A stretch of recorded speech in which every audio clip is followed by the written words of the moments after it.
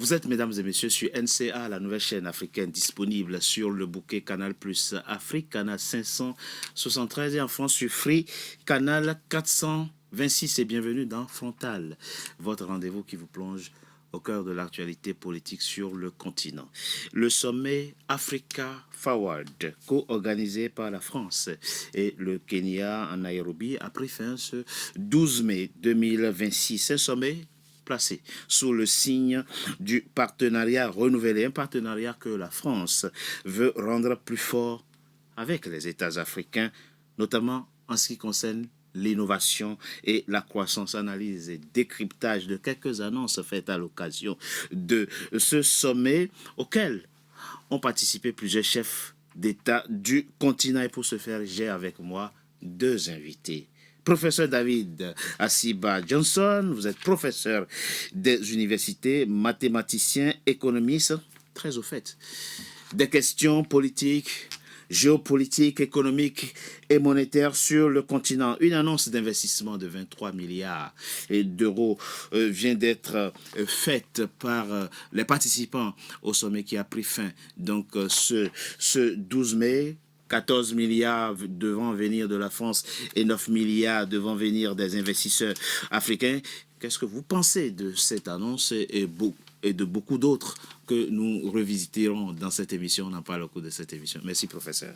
Merci à vous. Merci d'avoir accepté notre invitation. Vivien Manangou, vous sortez d'une grande joute électorale. Vous êtes ancien candidat. Ah, c'est ça. Vous êtes ancien candidat à l'élection. Vous avez été candidat à l'élection présidentielle de mars 2026 dans votre pays, le Congo. Vous proposiez, Vivien Manangou, dans votre programme, la sortie du pétrole, du tout pétrole, parce que vous pensez qu'il y a des sources alternatives crédibles et fiables de mobilisation de recettes. Vous êtes juriste aussi, vous avez enseigné pendant de longues années le droit à l'université de La Rochelle et puis vous enseignez aussi à l'université Marie-Angouabi de Brazzaville. Merci d'avoir accepté notre invitation pour évoquer avec vous la question des investissements étrangers sur le continent, mais au-delà, la question de la mobilisation des recettes pour le développement du continent. Merci. Merci à vous, professeur David Asiba Johnson. Pour la toute première fois, un sommet, le sommet France-Afrique, on ne l'appelle plus comme ça, mais on sait toujours que c'est de ça qu'il s'agit, a eu lieu dans un pays anglophone, à Nairobi au Kenya précisément. Qu'est-ce que ça peut signifier, puisque les chefs d'État, en tout cas le président français et les analystes, les journalistes français qui ont débattu qui ont traité ce sommet n'ont cessé de dire que l'Afrique anglophone se porte beaucoup mieux que l'Afrique francophone, ce qui n'est pas totalement faux d'ailleurs. Mais qu'est-ce que vous pensez du choix de faire ce sommet dans un pays anglophone? Bon, ça, c'est de la cuisine interne, ça. Bon, si on perd le leadership de son espace francophone, il s'agit d'acquérir, de séduire les anglo-saxons, enfin, du moins l'Afrique anglophone. Ça n'apporte absolument rien du tout. Bon, ça, c'est un autre problème. Mieux encore, je veux dire, si on veut dealer avec les anglophones ou l'Afrique anglophone, ils sont dans une situation qui est la leur. Il faudrait que l'Afrique francophone ait également une situation analogue, dont notamment la souveraineté monétaire. Ça, c'est la moindre des choses. On admet la souveraineté monétaire chez les anglophones et on pose le problème, ça pose un problème du côté des francophones. Non, pour moi, c'est un feu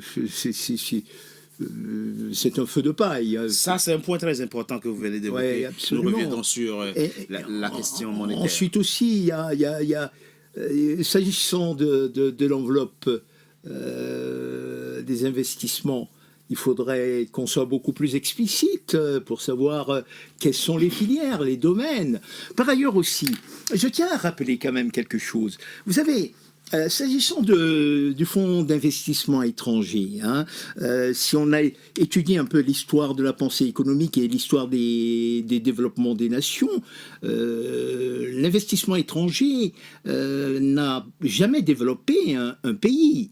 n'est-ce pas? Le Japon, je vais prendre le cas du Japon, et je voudrais attirer l'attention. En fait, ces problèmes de développement, pour mieux les comprendre, il faut parler l'anglais et lire l'anglais, parce que la littérature anglaise a étudié presque tous les cas et met en évidence tous les problèmes. Dans l'espace francophone, on n'est pas minutieux, on n'a pas justement assez suffisamment de recul par rapport aux études qui ont été menées. Bon, cela dit, le Japon a fait du développement et a refusé et a boudé l'investissement étranger. Hein, il faut le savoir, ils n'ont pas voulu de l'investissement étranger, mais ils se sont développés.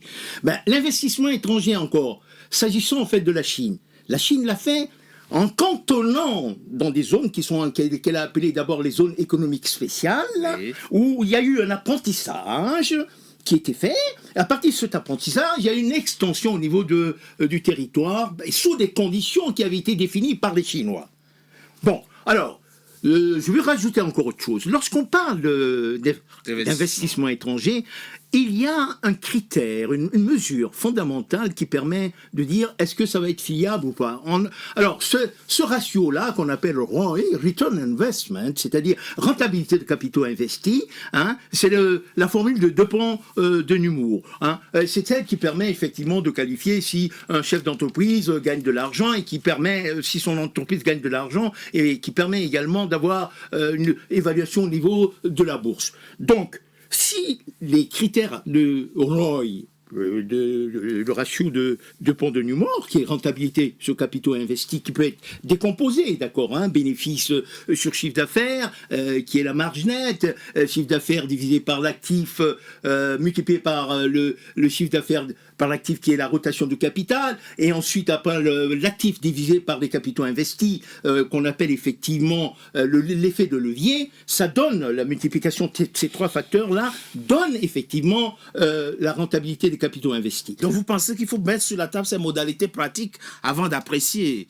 l'annonce d'investissement qui a été faite? Non mais il y a des filières, il faut que nous connaissions les filières, en connaissant les critères qui ont été retenus. Ils disent innovation, croissance.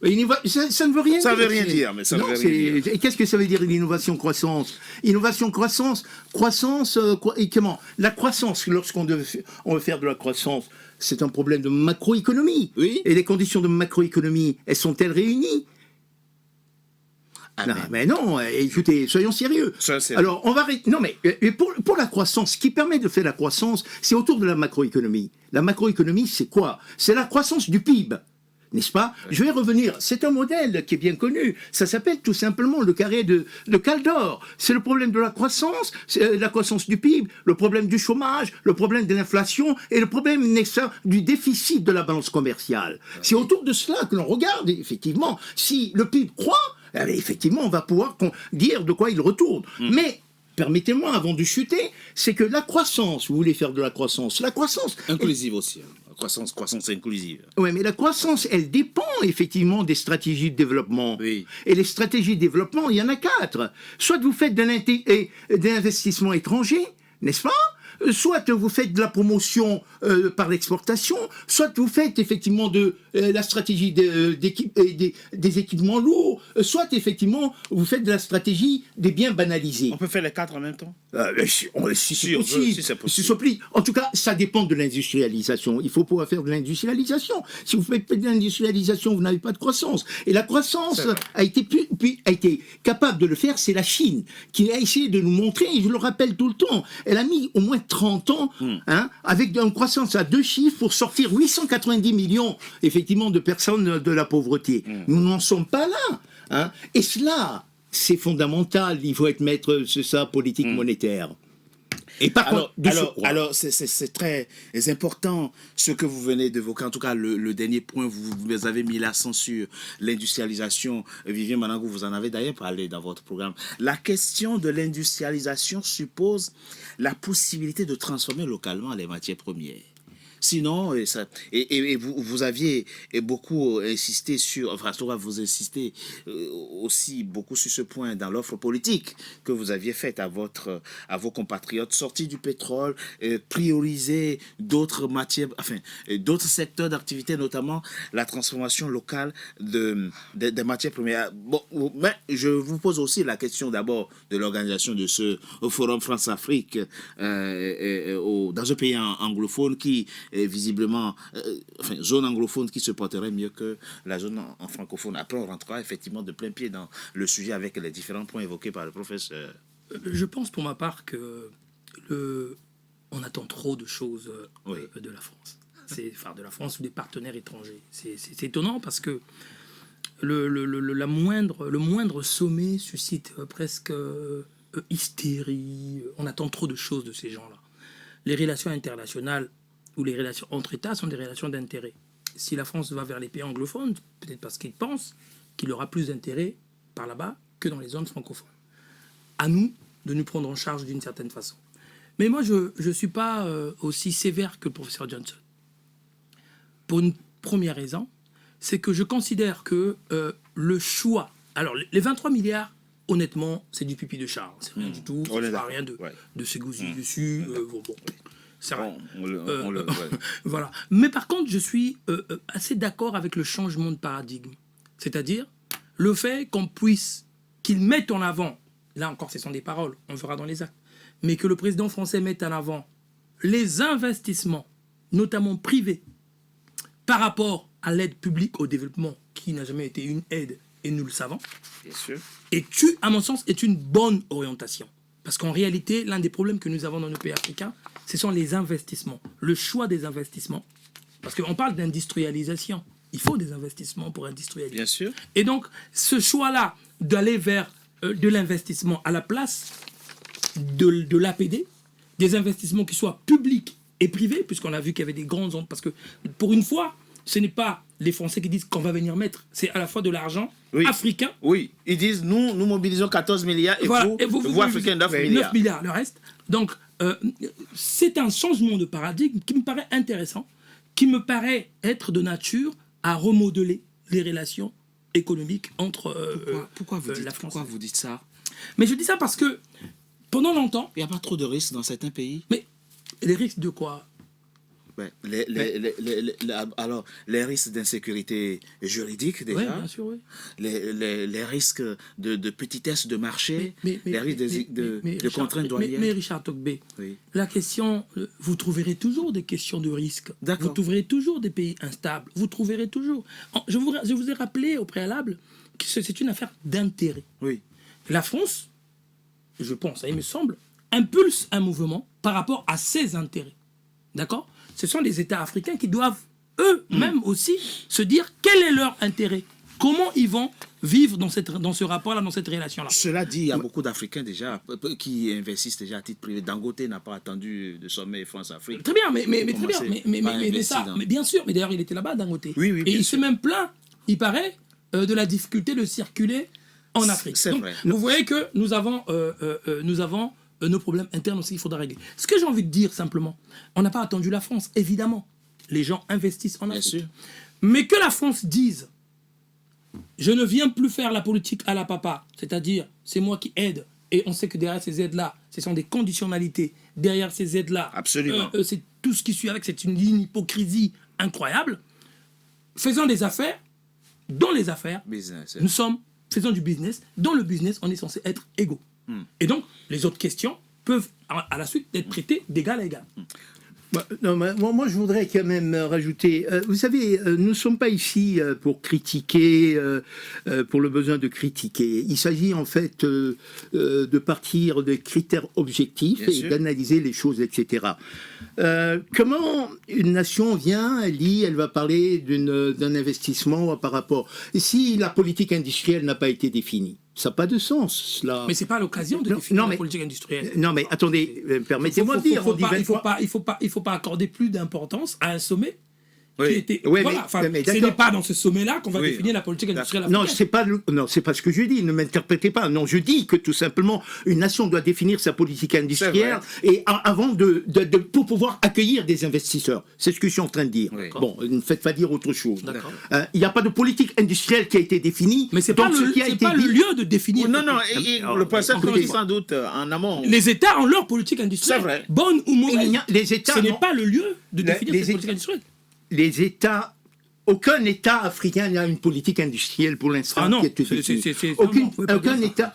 Monsieur, On ayez laisse- la courtoisie. on laisse- Je vous on ai laisse laissé le- parler. Ah non, non, vous avez parlé 40 minutes, j'ai pas bougé, j'ai pas Non, moufté. s'il vous plaît, Oh, on va vous aller- pouvez pas dire ça. laissez parler. Vous pouvez pas quand dire même. ça. Vous pouvez pas dire ça. Bon, on va, Vous pouvez pas dire ça. on va aller. Vous pouvez pas dire ça. Vous avez On va aller. parlé plusieurs, je sais pas, une dizaine de minutes. Je J'ai dis- pas moufté. C'est vrai. Vous pouvez pas dire ça. On va. Vous pouvez pas me le dire. Professeur va continuer. pouvez pas me le dire. S'il vous plaît, on va temporiser. C'est pas nécessaire, oui. On peut ne pas être d'accord Bien sûr. et qu'il y ait des règles qui soient. Si on ne supporte, si on ne respecte pas les règles, je ne vais pas poursuivre. Je vous en prie. Je pense que je les respecte très bien. Je vous en prie. Et même- non, et il même vous, par il vous- il équipe. vous laissera parler. On va laisser le professeur finir et puis vous prendrez la parole. Professeur, allez-y, finissez s'il vous plaît. Je dis que les États ne définissent pas, n'ont pas à définir leur politique industrielle. Ils ne les ont pas définis. Précédemment, nous avions des plans d'investissement. Ces plans d'investissement, une planification qui se faisait. Lorsqu'il y a eu la dévaluation, lorsque le FMI est arrivé, la politique qui a été retenue était la libéralisation des entreprises nationales que nous avions, etc. C'est vrai. Depuis lors, nous sommes dans ce processus-là. On n'est pas en train de dire que on a des filières industrielles qui existent avec des valeurs ajoutées qui sont bien définies et on va se positionner par rapport à ces filières. Ce n'est pas défini, c'est clair, d'accord. Donc, nous avons suffisamment de rapports, d'ailleurs, par rapport au FMI, qui le reconnaît et qui recommande justement que les États puissent travailler dans le cadre d'une définition de leur politique industrielle. Mais professeur, précisez quelque chose. Oui, comment ? Préciser quelque chose pour que ceux qui nous suivent comprennent. Les États africains dont vous parlez n'ont pas défini, si on peut dire ça, en raison des contraintes imposées par les programmes d'ajustement structurel, par le FMI et la Banque mondiale. Vous n'avez pas de liberté, les marges de manœuvre sont très réduites. Non, il y a eu, au départ, au sortir de l'indépendance, Oui. il y avait des plans de développement qui avaient C'est été vrai. élaborés. Lorsqu'il y a eu la dévaluation de 1994, bien sûr. par rapport aux entreprises nationales qui existaient, on est rentré dans un cadre où on a dit que c'est la privatisation. Oui. On a privatisé l'ensemble, etc. Et on est resté sur ce modèle. C'est vrai. C'est la C'est vrai, réalité. oui, bien Bon, sûr. Alors, si on est resté sur ce modèle, on a privatisé. Où se trouve la politique industrielle active qui tienne compte des entreprises? Il n'y en a pas. Elle n'existe C'est un fait. Bon, l'exemple même que je voudrais vous donner, n'est-ce pas, avant de poursuivre, vous laissez la parole Bien sûr. aux camarades. Oui. Et c'est quoi? Prenons le cas du Togo. Oui. Le cas du Togo, il y a du phosphate. Oui. Il y a du phosphate. Le phosphate sert à fabriquer, naturellement, entre autres choses, ce qu'on appelle des engrais, n'est-ce pas? Mais jusqu'alors, le Togo ne fabrique pas des engrais. Or, le blocage du détroit d'Ormuz, on nous dit que les engrais viennent de l'extérieur et que ça aura un impact par rapport au secteur agroalimentaire. C'est vrai. Donc, si le Togo avait une politique industrielle, Bien sûr. n'est-ce pas, il n'aurait pas attendu, n'est-ce pas, il aurait préparer directement la valorisation en fait de ce phosphate. Donc ça c'est un exemple qui est concret, mais cette politique industrielle dont je parle, la valorisation effectivement du phosphate, c'est valable aussi pour le Sénégal qui produit du phosphate mais ne produit pas de l'engrais phosphaté. Contrairement au Maroc, qui Oui, lui... qui est le seul à le faire. Qui est le seul à le Alors faire, je bien voudrais sûr. dire un mot aussi.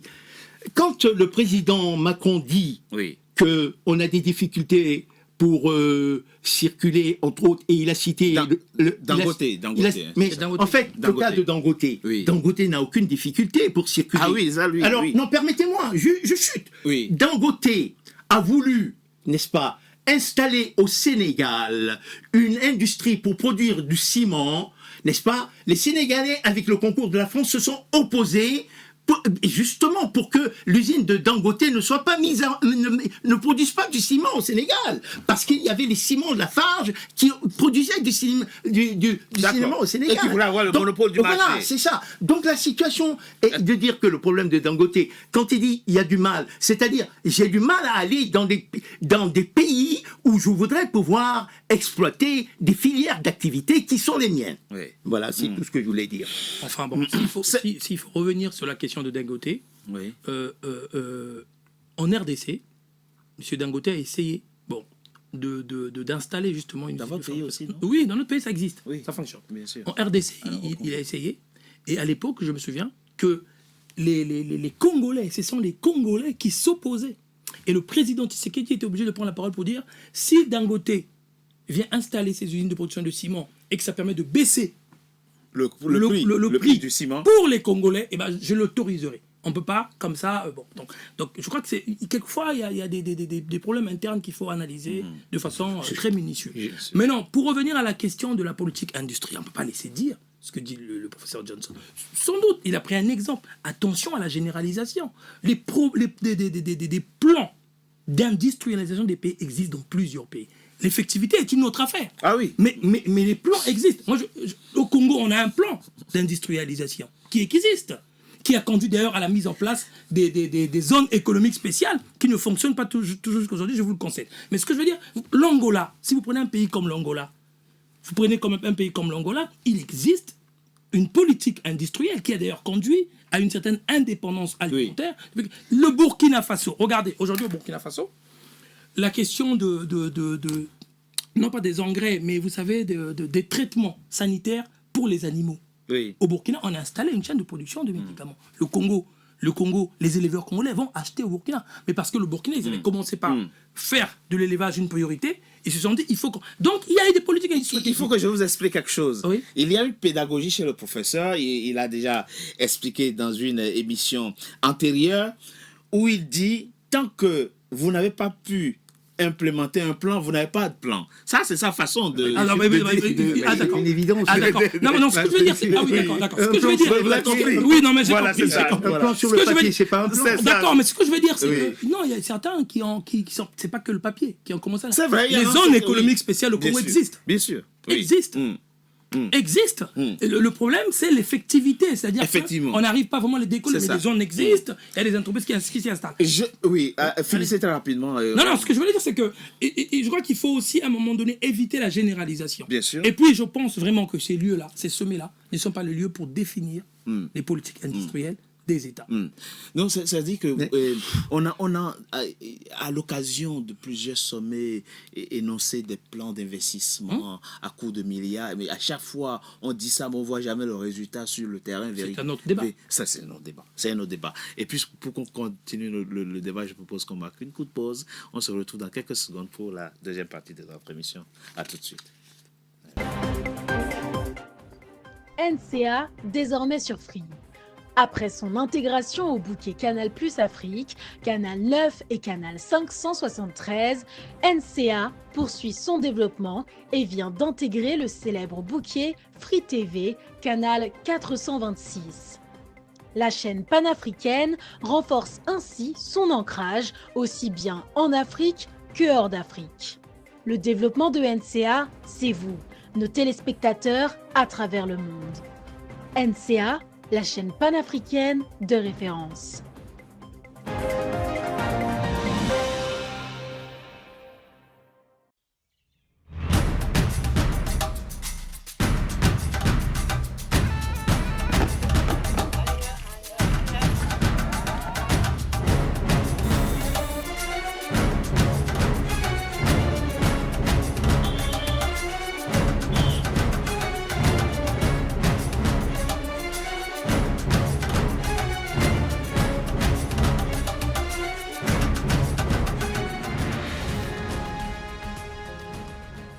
NCA, la nouvelle chaîne africaine.